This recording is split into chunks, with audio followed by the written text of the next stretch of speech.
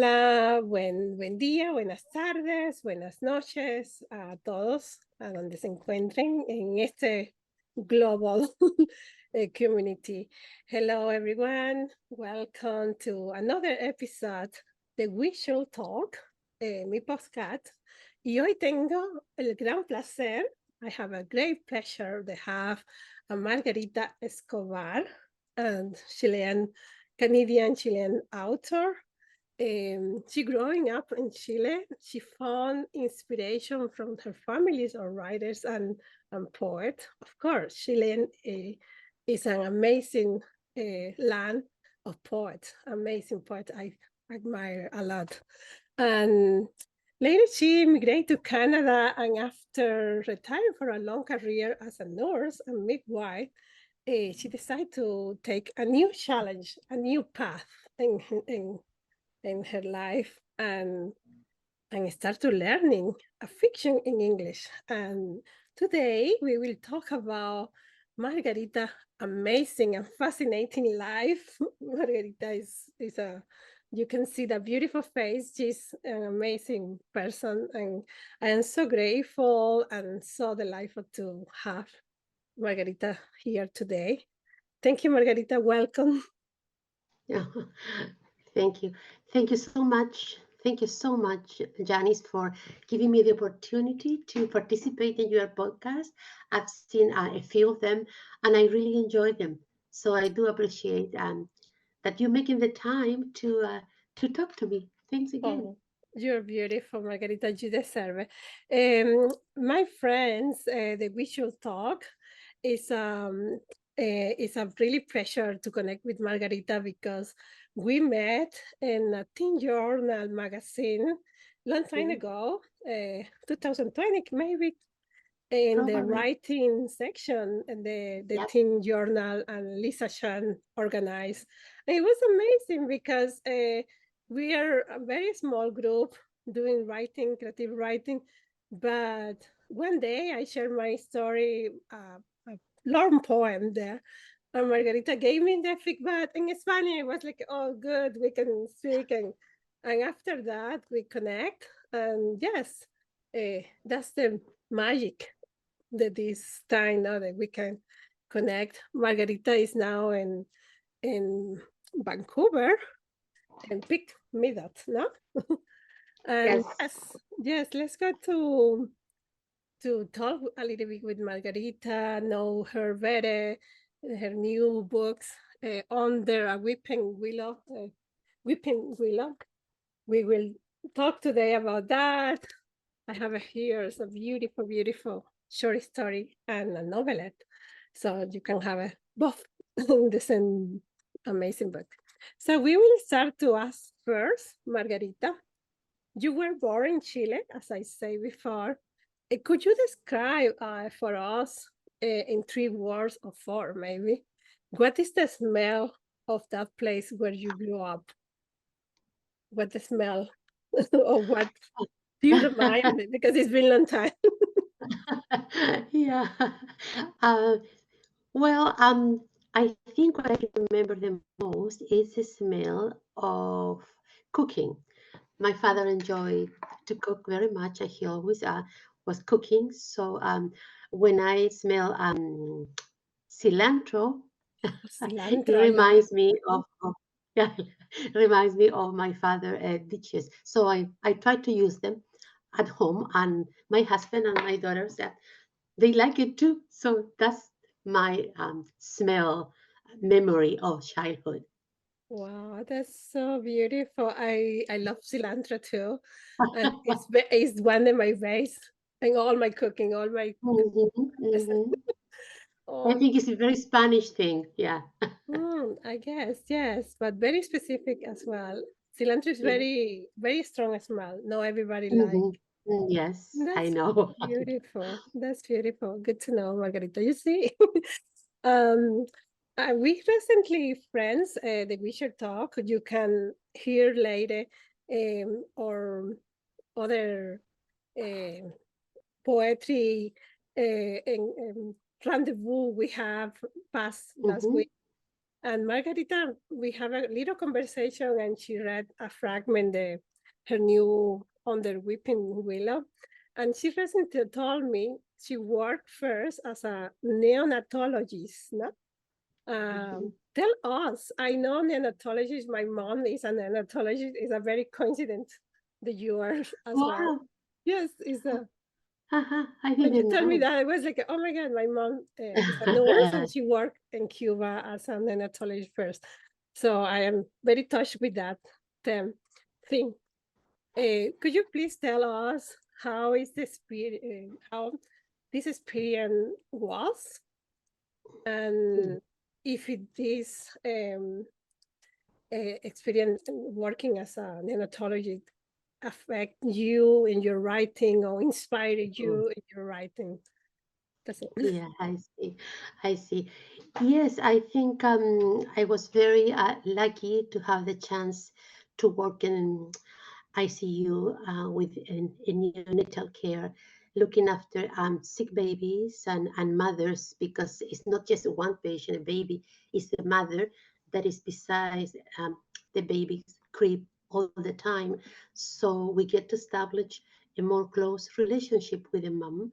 And as a woman, we feel a lot of empathy with those mothers about what they are going through, and also sympathy when the babies don't make it.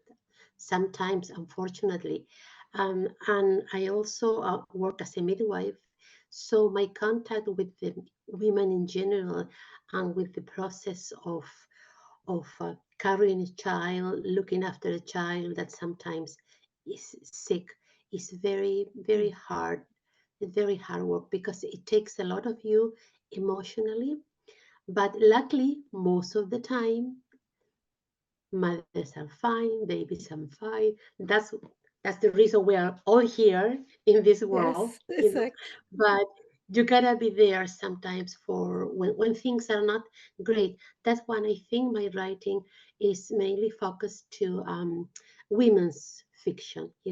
I had the chance to put in a short stories some of those experiences, of course, without names and changing places, etc. But I just kind of focus in the human experience of that mother. And of course, that father, we always say mother, but we always mean father, of course. It's just the parents, beside a baby's crib. Yeah. Yes, absolutely. I agree. As a mother, I know it's not only Mhm. one side; it's both side. And also, Yes. when the baby unborn, it's a very grief for both parents. It's not only the mother or the father. We always focus Mhm. more on the mother, of course, because we are female, Yeah. no? But the parents suffer as well, and that's a very tough subject all the time to. And yes, that's the reason I asked you this question, because you was there, but also you are midwife. Tell us a little bit what is the difference. One is a system more official, no, and the other is kind of more alternative. Uh, the midwife, no. So if you Okay. can explain to us a little bit, because some of the audience maybe don't know the midwife part, and at least in Latin America, perhaps. Yeah. Yeah. The midwife is a university professional that is with the mother during the whole process of pregnancy and delivery, postpartum care, and newborn care. So the midwife works mainly at hospitals with mothers that are what we call low risk.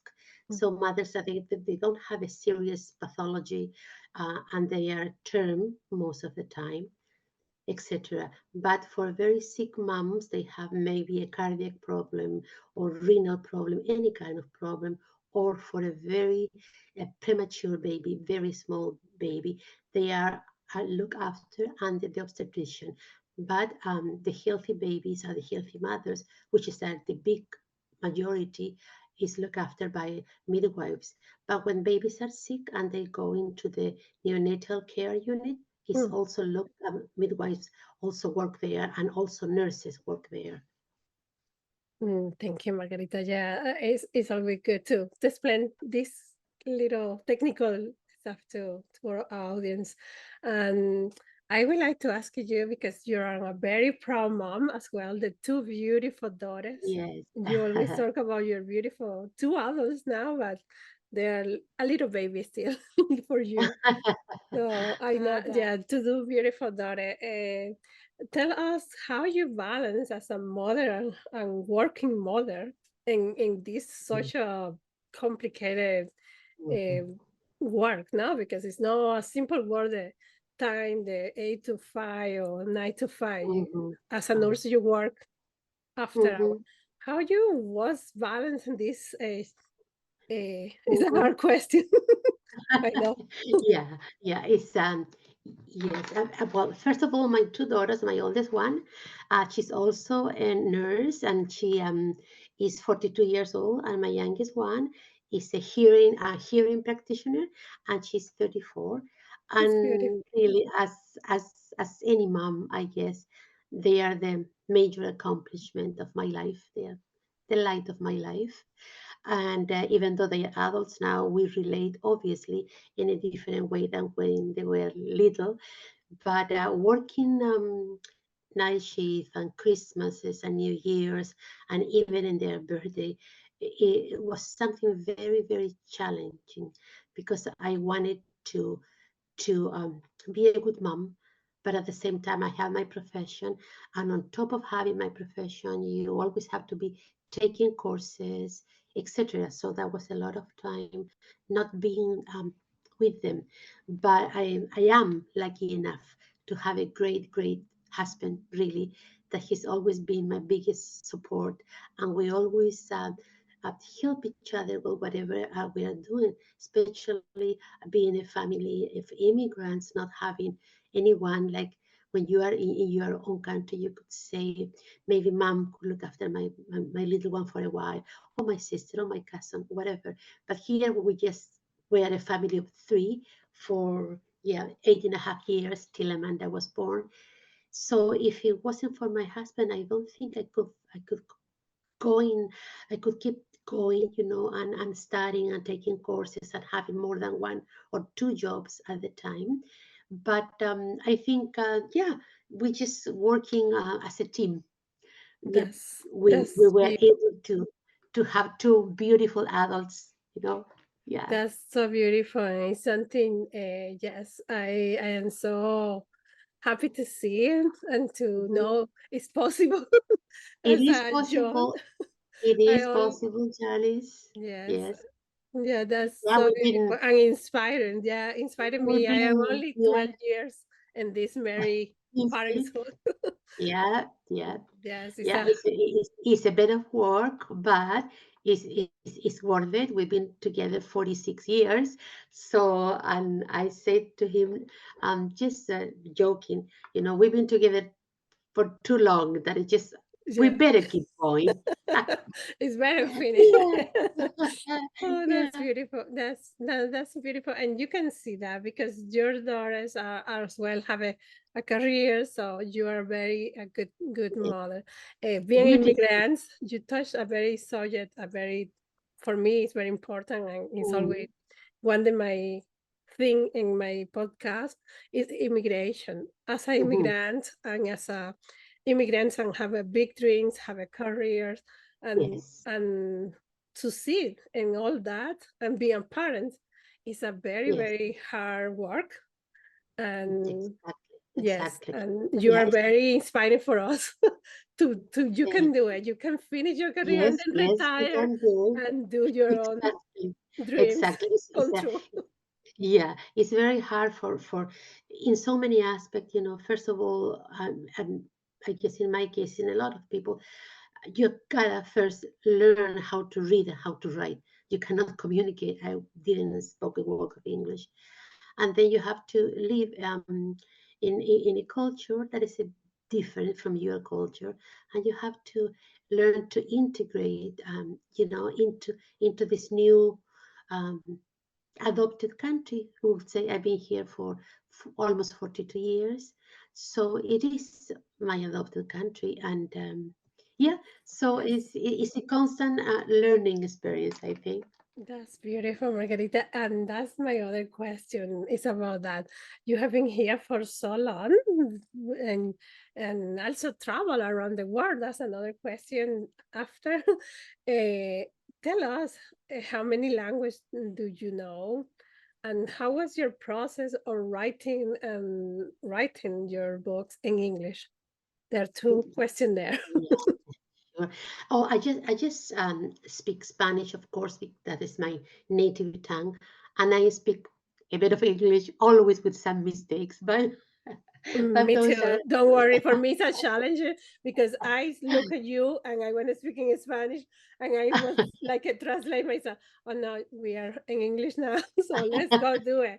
Even with that's right. accent, don't care about accent. Exactly. It's okay. Yeah. Well, Canada is a nation of immigrants, so we do not care about accents, truly. Exactly. Well, the process of being a bilingual writer is again challenging because most of the time I think in Spanish, especially when I'm writing about emotions, what my characters are feeling, how are they expressing themselves, is usually the way I feel it. So I just jot it down and try to find the proper words, and sometimes the word that I think is appropriate for the scene is not. But I'm so lucky to have a wonderful group of critique group that I've been working with them since 2016, and I present my work to them, and they really help me. And they say, you know, Margarita, that verb in English doesn't express what you are trying to tell. So I'm always learning, and I have lots of notebooks with where I write down new words, and I write down the definition with example in English with one color, and then the next color, how do we say it in Spanish, etc. So I have so many notebooks, That's and I beautiful. Oh, that's and my another. daughter, yeah, and my daughter and I, my oldest one, she laughed so much, and she said, "Mom, you don't have enough life left to learn the whole English vocabulary." It's a But big dictionary. That's beautiful, yeah, Margarita. but I would love to see that novel. It's so passionate. You know, it's very beautiful you say that because I do the same for me. I spoke for language, and sometimes I mix in of course. normal conversation all the languages. Is a melange there, and I start to do like a very organized since I moved to Mhm. Canada. Some word that really untranslate that can be translate anymore, Of like a course. cilantro. Yes. I don't want to translate cilantro in English. Yeah. It's on different, like other stuff I talk in Yeah. Spanish. I want to keep Yeah. that word in Spanish, and it's a big Yes. challenge sometimes to Yes. publish it, Of course. and today, Some words, I guess, in any language, they are yes, not translatable. Like, how do you say Pachamama? exactly. Yeah, you just say Pachamama. That's it, and then yeah, the Which reader will get the idea. Yes. yes, yes, and your story, well, the story you say Pachamama here, Mm, aquí y hablas and talk about a little bit how that word, uh, mm, the meaning, and the reader, even is in English, you can understand what do you mean and what do you want to say. It's that yeah. feeling, it's the Yes. and also the good things that we live in other language and in other country. I thought is that we can a little bit connect with the other audience as well. Let's go to talk about that. How have been for you being a bilingual?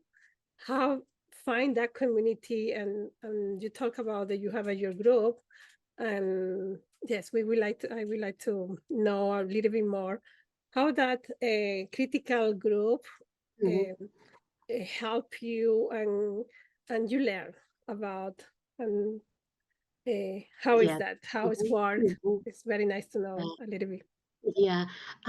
This group is called Coquitlam's Riders Group because I live in the Coquitlam area.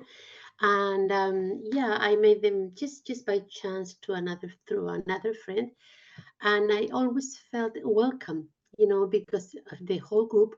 I think I was the only person that English wasn't my native tongue, Oh, except for the leader of the group, Ted. Ted's a wonderful person. He's from the Philippines, but he emigrated long ago, and his English is just, and his vocabulary is very good. So I felt welcome in that group of friends, and yep, and we all learn from each other, and in that group, a few people have published, their own books, and we work together. We care about each other because we have met since 2016, wow, um, that's beautiful. once a week. So yeah, except the 3 months a year that I go to Chile to look after my mother. Mm. So those 3 months, because we have a house in Chile, which is like in the countryside, so I don't get internet all the time. Oh, that's So beautiful. sometimes I do, sometimes I don't. So those 3 months, usually January, January, February, and March, I'm in Chile every year with my mom. So that time Beautiful. I cannot get in touch with them, but the rest of the time we are together. So I think they've been very helpful. Really, they were implemented in in publishing my book because of always supporting me and guiding me. Yeah. Yes, I see in your acknowledgement you mentioned that. Yes. That's the reason I Yes. asked you. And it's amazing to find a critique group or a supporting group Yes. to give you the courage not to keep writing, Yes, because yes, writing has to have a accountability and has to have like you can feel like somebody supports you behind all that of work. course. And And I it's have groups, other groups of good friends that we meet to write together. Let's say every Friday, I meet with mm, in a cafe with some friends, 3 friends, and yes. we just sat and write for 3 hours. Yes. So Oh, that's wonderful, Margarita. Thank you so that much is for so talking about that, because that's something I encourage all the writers or beginning writing writers to do. No, because even if you're an amazing author already, it's good to have like that little community to write together yes, for without sure. competition or without any No, envy, no. with good energy. And that's a very hard things to find it. So you are lucky to find that. I, Yes, I would yes. tell I you. guess I'm very lucky to have found this Yes. wonderful writing community. That, as you said, we support each other, we encourage each other, we learn from each other. Because every time you critique some writing for another person, you do learn too. You know how to do things that you might say, wow, that's a wonderful idea. I'm going to use that technique. Or you might say, you know what? I don't think I'll use that because it's not clear in my head. So you are learning, and then at the same time that you are giving your critique. And of course, you always do it in a positive way, because we are all learning, and it's not a matter of competition. You are happy if someone has won an award or something because you know how important it is in a writer's life. So if we keep that sense of community of supporting each other, because let's face it, writing is a very solitary affair.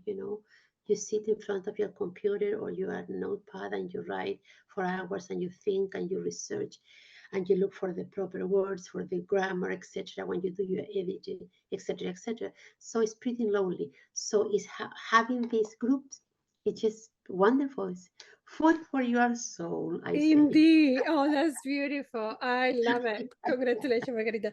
No, I agree with you. And also I do myself. I create my own group myself. Mm, And I have been part as well the other writing groups, and I really enjoy it. It's really like a teen journal.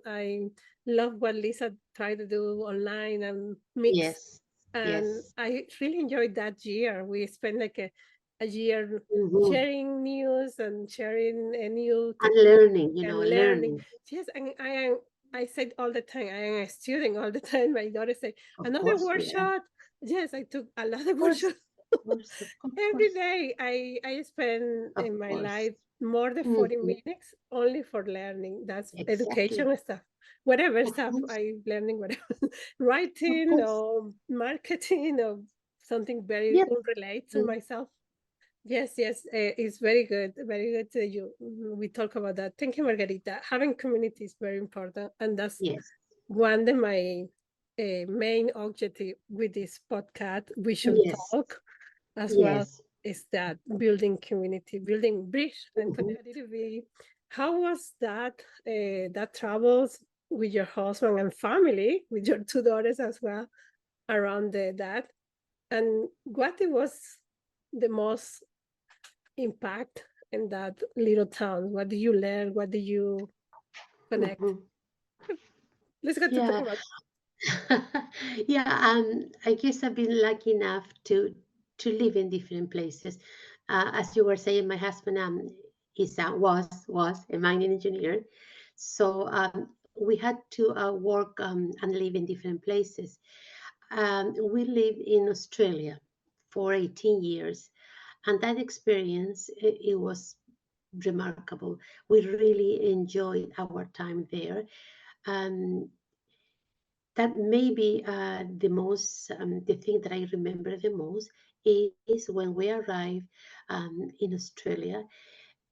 We arrived. We went to work in this very small town, and that town is not even on the map. It's just very small. It's called Oh, Newman. So yeah, so it's very close to the Australian desert. So my husband worked there, and I remember that for me it was so unusual to see that the earth, the ground, it was reddish, and I was so used to see the color that we have in Canada, like a gray or blackish or brownish, but see it red there. And I remember my younger girl, Amanda, she was in primary school. Her white socks were red, and oh my God. I couldn't just wash the redness off. Yeah, and it was just because that earth was so full of minerals. Mm, And then it was a wonderful experience. I had the chance to work in a small, it was called a district hospital, very tiny hospital, because that town has about 3,000 people, so it was very wow. small. And then I had the chance to get to know a little bit about the native community in Australia. Their natives are very Mm, different people. Their system of beliefs is very interesting, very rich, and they have their own way of living. So I thought in my head that it was a country where I could. They were like two countries in one. The white people, and then yes. the native people. They live differently in the same country. So for me, that was something special. Yes. Wow. What other countries you have been? You tell me before you've been here um, Yeah, in in Argentina, China. no? In Argentina? Yeah. We've been to Buenos Aires, and Buenos then we Aires, lived for a while in Brazil, in Brazil. small town that is called San Jose dos Campos. That's why one of my short stories is based on Yes, that yes, town that we live in Brazil. yes, It's a town about an hour or so from Sao Paulo.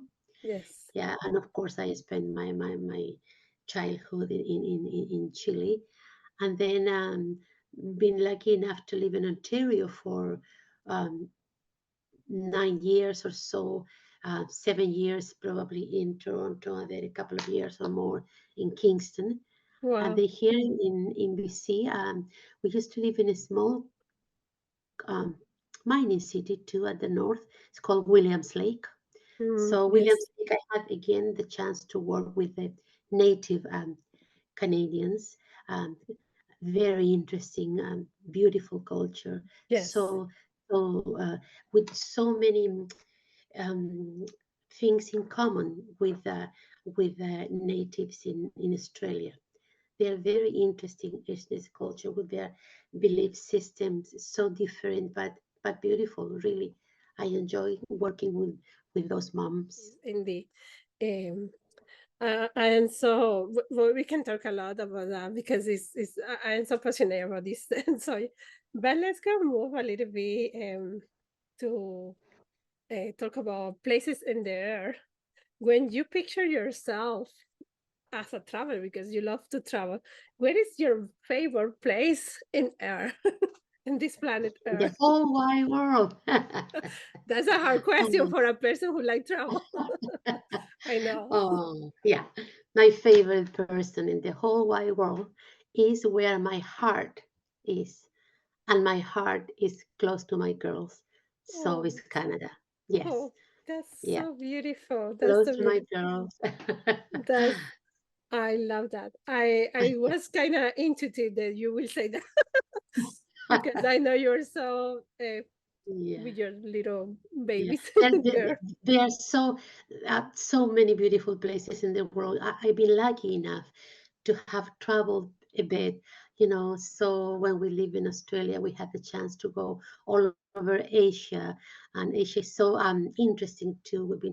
We've been to China 3 times and seen beautiful, beautiful things, and here of course, in Canada too. So I think you can find beauty all over the world, all over the world. But your heart is just in one place. I know. That's a question I love to do because I do myself. I Mm. always picture myself where I would love to be. Oh my God, I haven't traveled Mm. too much as I would love, but I have been in a few places as well, and I have like a favorite one. And it's always really hard to choose because each Mm. one there is beautiful Yes, and it's yes. unique and have a lot of story. Mm. Margarita, talk about story. I would like to get back to your writing, of course, because that's our main subject today. Lo voy a poner aquí. Yes, yes, Under a exactly. Weeping Willow Yeah. de Margarita Under Escobar. a weeping willow, yeah. Uh, Bajo un sauce llorón. bajo un sauce llorón, que me encanta esos árboles, me encanta, me encantan. Yes, Eh, they are beautiful, beautiful trees and powerful as well. yes, they are. And yes, let's go to talk about that. How you choose this title for your book? How was the process that this connect all these short stories? Because all have like as I tell you, I will tell the our audience that we should talk to read my review I do to your books. I In, do yeah, with your review on Goodreads, yes, I yes. do with my heart. I really feel enjoy your books, and I do with all my heart. And yes, I feel like all are connect. So let's go to talk about a little bit about that, please. Yeah. I think the theme that connect them all is just the voyage that women that we go through life. You know, even if of course it's fiction, but I think we all go through pain, through love, to experiences that really impact us deeply, and I think the theme that it comes again and again also is maternal love, because I think all type of love are important in a person's life, but we as women, we feel like maybe maternal love has a very strong bond in our hearts. So some stories are related to maternal love, but because as you say yourself, the stories are so varied that they touch different aspect of the of the women's life, like again, of falling in love, or going through big challenges in that character life. And the title Under a Weeping Willow, Bajo un Sauce Llorón, it is as you said, a willow is a very common. It's a common tree in Chile, and I guess all over the world. But I grew up, seeing these willows, and I went with my father, like to go went fishing. So he went fishing, and I sat with my book, always with my book, and the willow. And then my character, Alana, uh, she always went and sat under the willow, just to think. And then, her mother, Margot, was kissed under a willow for the first time when she was 15. So I thought that that title was close to my heart. That's absolutely beautiful. Yes, I feel that, and I would like to just to connect the audience with your meaning and in your own word. You can say that because I thought I I relate to that feeling and emotion that you put it there. I say, oh yeah, that's absolutely a beautiful title, and also the novelette as well is talk um, tell them about a little bit more about this character, who is inspiring in a real Mm. Yes, person. yes. Please tell us Well, a little bit. one of them, the main character under Weeping Willow, the novelette is Margot, which is inspired on my grandmother's life. She was a country woman. She was a very strong, intelligent, hardworking woman, and she raised 12 kids and had a husband that wasn't a very good, quotation mark, good husband, in the sense that he was a womanizer, etc. Mm. But I truly love my grandfather very much. We were very close. I'm the oldest granddaughter. We are 26 grandkids. I'm the oldest. So when I was growing up, we were always I was always listening to my grandfather poetry. He truly enjoyed reciting his poetry. And I remember sitting and looking at him and listening his poetry. And I had a lot of his poetry with me. So Oh, really, even my that's character, that's yeah, beautiful. Yeah, because yes, in the beginning we say you came from the family that by the noise your grandfather. So that's yes, good to connect yeah, that. That's yes, beautiful. he was an incredible poet. So even though the character of Pedro that inspired on the way he behaved, because all of this my grandmother told me, that doesn't mean that I kept loving him so much, Of and not course. judging his behavior. So the the um, Your the novel, grandparents, they're from Spain, no? yes, they Okay. were. My grandmother, it was mainly from a native from um, a native part of Chile, the south of Chile. So she was a little bit darker. Her features were more Mapuches Little precious. Mm. features. But my father, no, he was a kind of blonde, blue eyes. So yeah, he came from Spain. So yeah, Yes, so that mixture, it was just it's beautiful. beautiful. Yeah.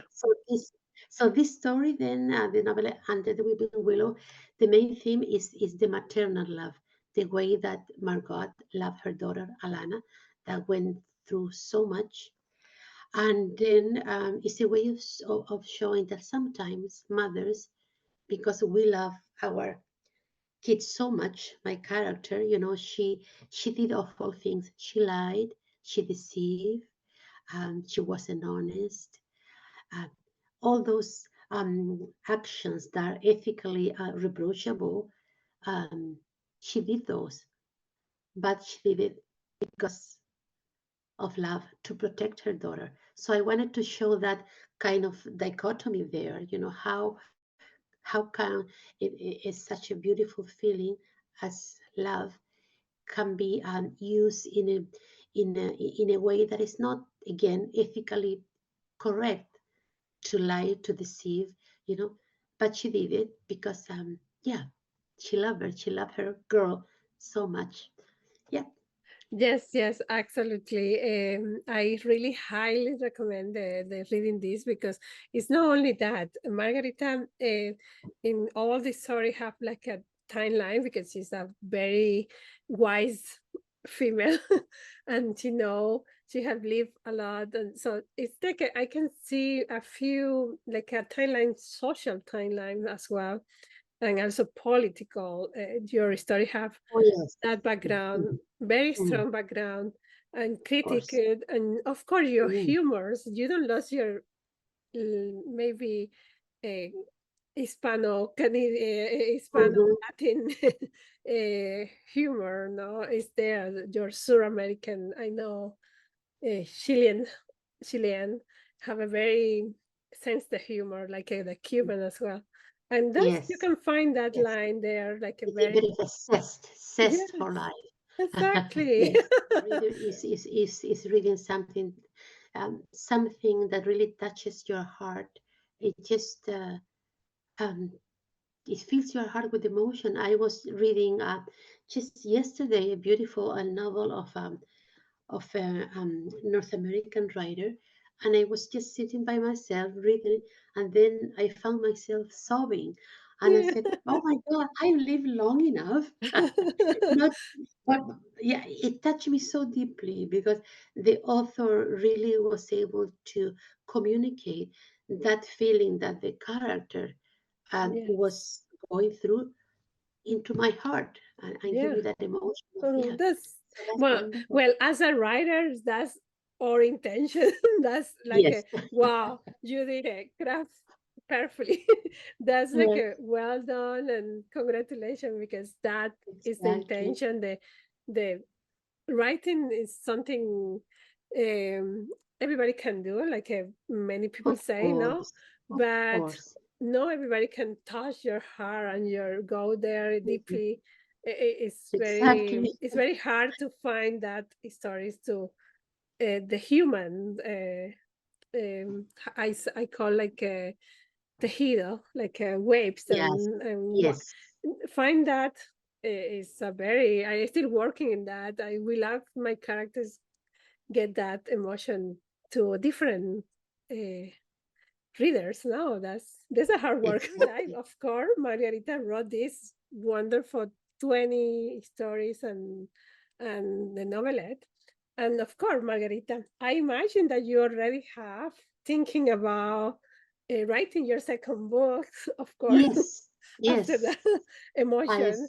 I started already. I have three short stories that I've been working on those for a couple of months, and I already sent them to my editor, and she Wow, sent them back to me, and we've worked on that.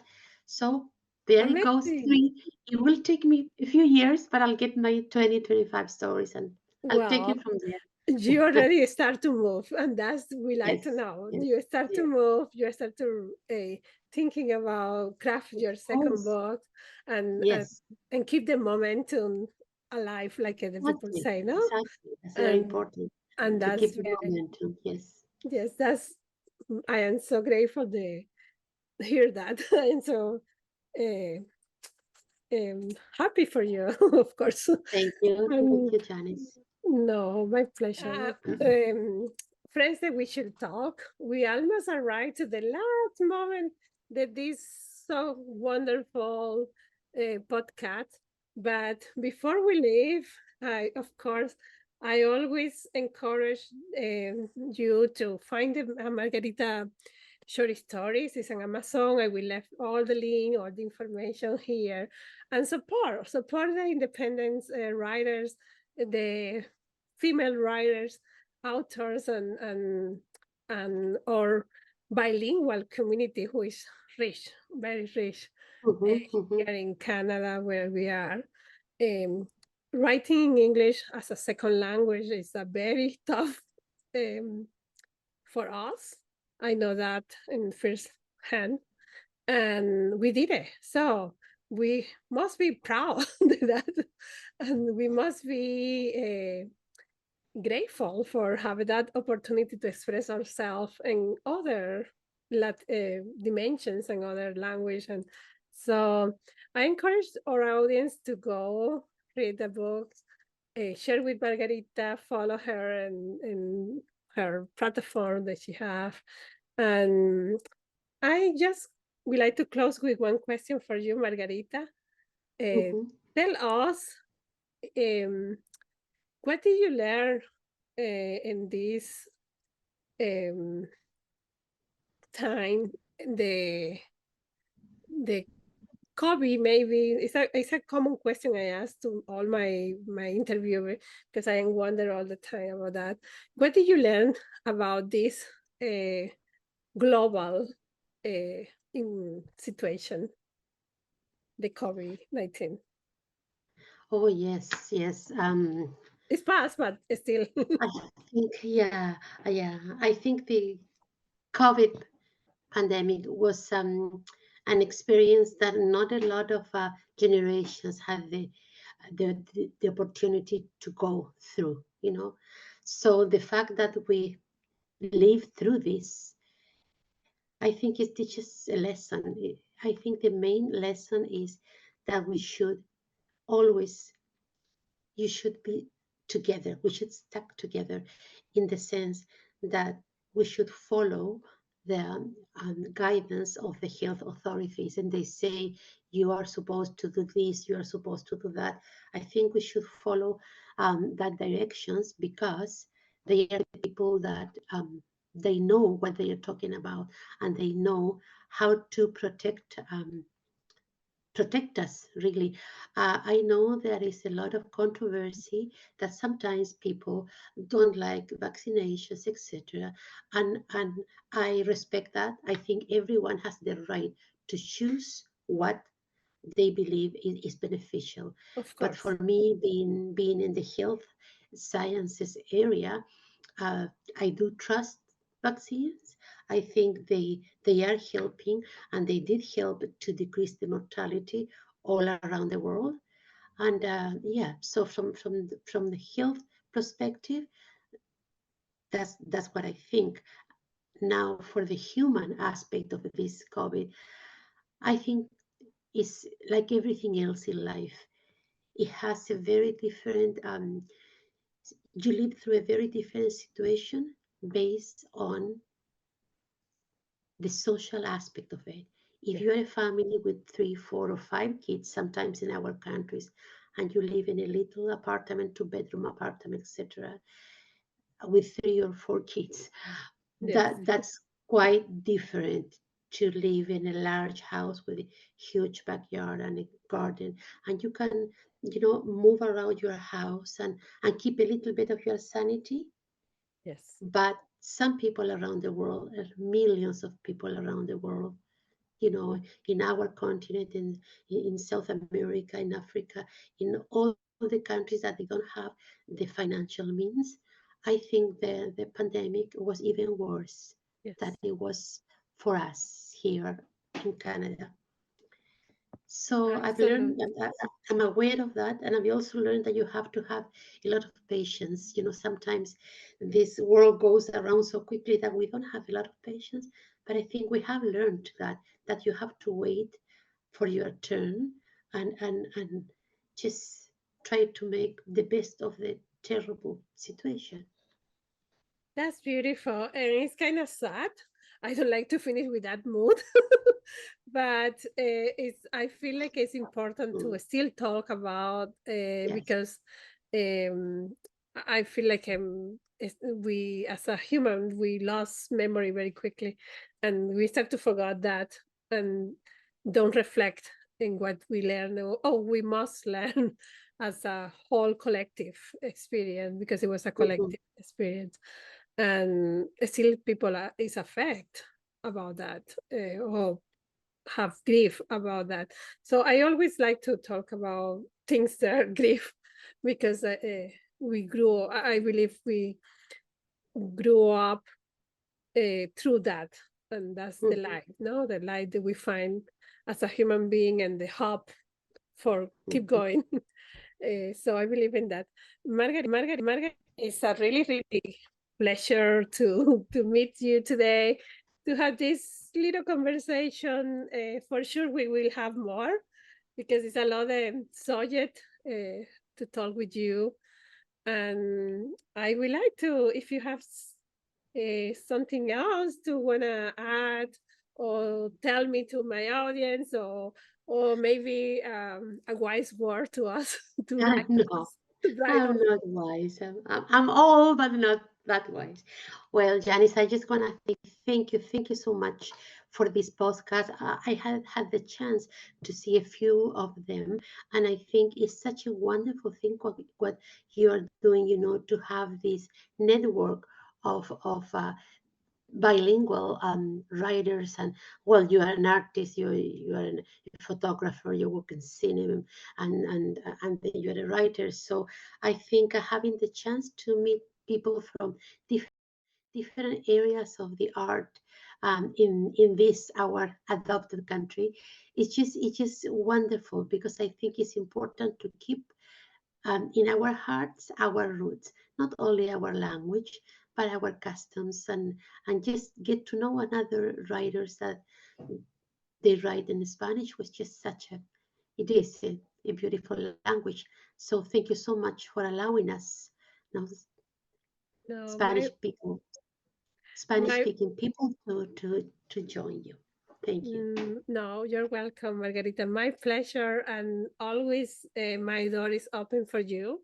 All the doors is open for you and for your news and for your whatever we want to create together. So it's here public, I tell you, is open. It was a pleasure and so delightful to have this conversation, and really we like to close with a big gratitude for today to be here. Thank you, Margarita. Of course. Thank you. Muchas gracias.